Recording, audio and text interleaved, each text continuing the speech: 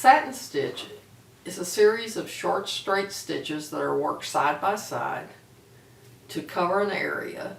You just work from front to back close to each of the other stitches like this,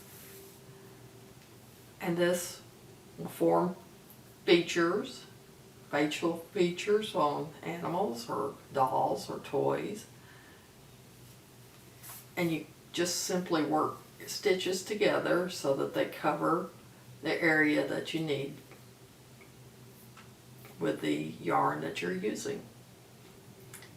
If you work satin stitch by coming out of and going down into the same two stitches each time, you get a series of stitches that lie beside each other yet tend to curve slightly like this. And you can cover an area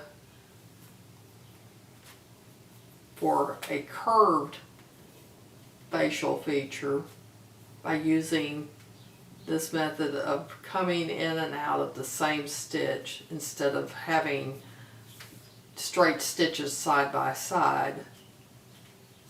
It adds a thicker, more curved looking aspect. So you go down in one stitch and come up in the other until you have the area covered